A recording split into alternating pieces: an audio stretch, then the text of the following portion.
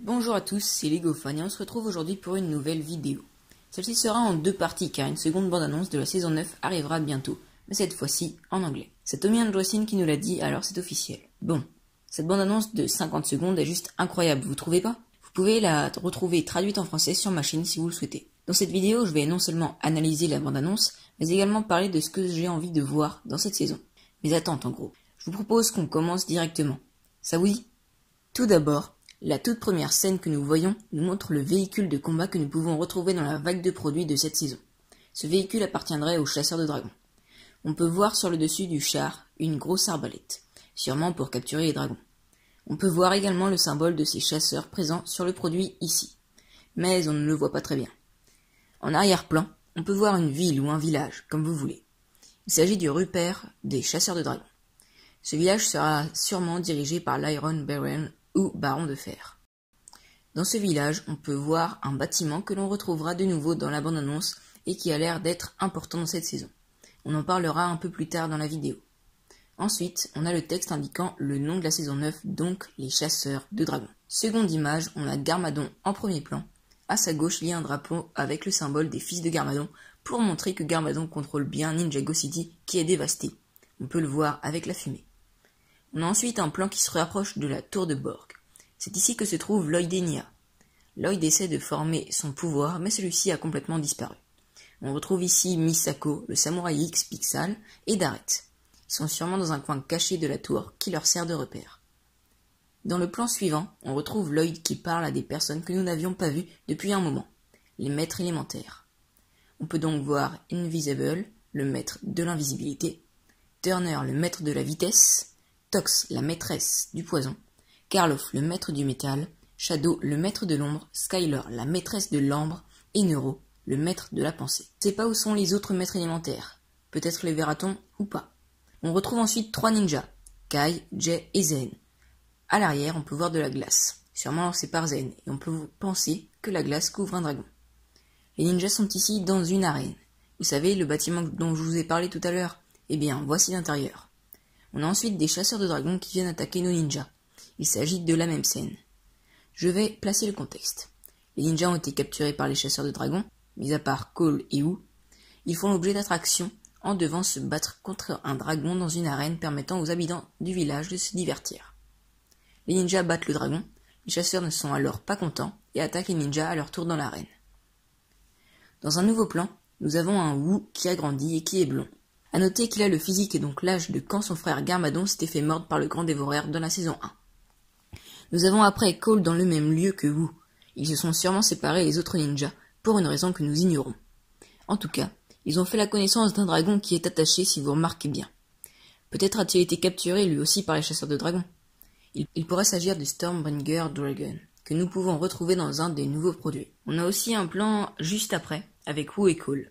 Wu semble triste car il baisse la tête. Dans ce plan, nous sommes toujours dans le royaume de l'Oni et le dragon, bien sûr, mais si on analyse davantage le paysage, on peut voir qu'il s'agit à peu près du même lieu qu'à la fin de la saison 8 de Ninjago, où les ninjas arrivent dans le royaume. Je vous dis ça parce que les couleurs sont les mêmes comparées à d'autres lieux plus sombres du monde. Et on voit aussi au loin de l'eau, comme dans la fin de la saison 8. On arrive sur un autre plan qui est plutôt intéressant car il s'agit d'une peinture rupestre comme à la préhistoire, mais cette fois-ci avec des dragons. C'est Cole et Wu qui ont découvert cet endroit. Je ne sais pas trop à quoi il va servir, mais si on l'analyse un petit peu, on peut voir les dragons qui sont attachés par des chaînes et qui tentent de se libérer en crachant du feu. Ces dragons semblent plutôt énervés. Puis, on a un autre plan où l'on voit les ninjas, Kai, Jay, Zen et Cole, qui regardent un dragon. On voit aussi la lune bien claire.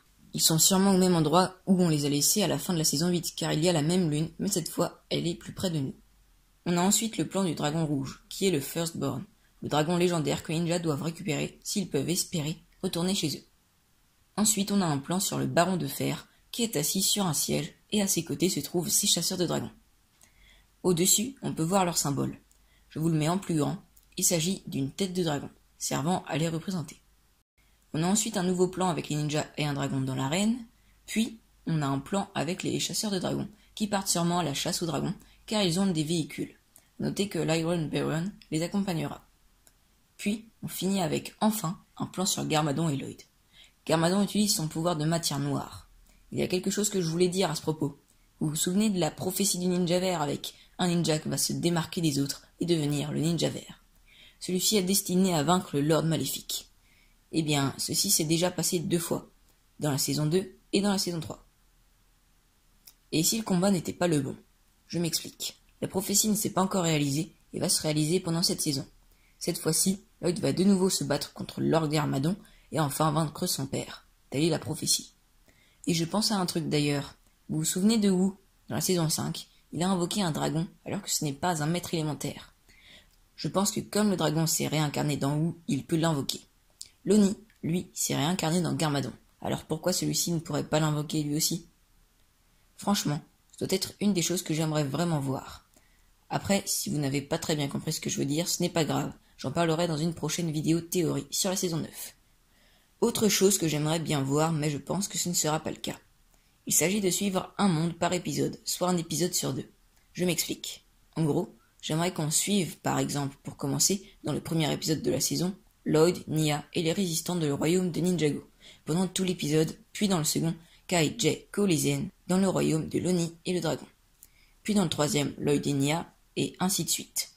Un peu comme la saison 5 de The Android, ou The 100, si vous voulez. Je sais pas si vous connaissez. Bref. Une dernière chose que je veux voir, car dans la bande-annonce japonaise, on nous dit découvrir la bataille ultime, revoir toutes les personnes des saisons précédentes. J'aimerais vraiment voir ça, moi.